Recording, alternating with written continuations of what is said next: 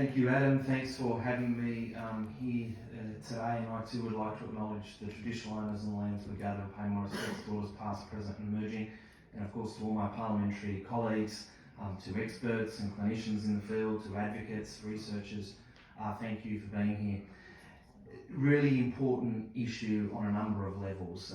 Most of us, as Grouchy said, would be have ticked that box, but it goes beyond that. It goes beyond simply ticking a box. It's the importance of having that conversation. We have world-class health facilities, we have world-class clinicians, we have world-class researchers.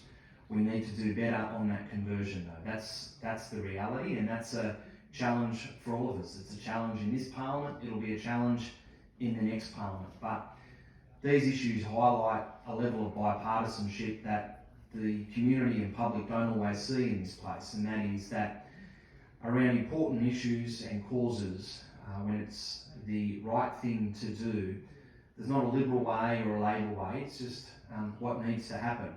And this is an area that we all need to look at making improvements and enhancements to. And when we leave this place, whenever that is, the next generation will continue to have to do that, because this will be an area of medicine, an area in health that will be continuing to evolve, and we need to make sure that we're doing everything possible while we're in privileged positions as members of parliament to advocate to our communities. And I know, speaking on behalf of my Labor colleagues, but I think all of our colleagues who support this, that this is an opportunity over the coming days to make sure that not only do we have those conversations with our own loved ones and family and friends, but we also advocate, twist arm, encourage, educate, inform those who may not have made that decision yet. And absolutely it's okay to say no, but it's also okay to have a discussion with people about this issue.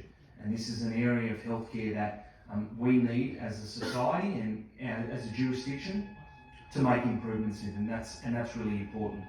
Where Anna and I are from, down in the Illawarra, just last week, the funeral for Jessica Sparks, an incredible advocate for organ donation, a double lung transplant receiver, an incredible, passionate advocate whose legacy will live on in all of us who certainly had the pleasure to know her. And today, and I know many other days and weeks, her legacy, and we will think of the incredible advocacy she put despite her challenging health. And I think it's important that those of us in these positions also remember those types of people, remember the Nathans of the world, remember the impact that's had on Michael and his family, and to go above and beyond in that advocacy and to cross the political divide and reach out to our friends on the opposite side of the chamber. I have a very good friend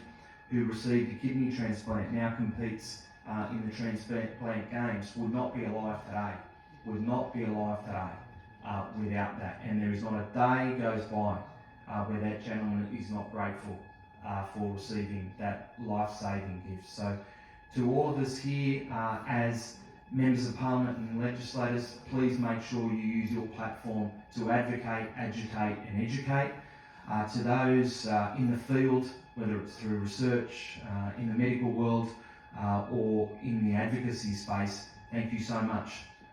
We don't always get to say it, but on behalf of this parliament and on behalf of the minister and I, can I say thank you wholeheartedly.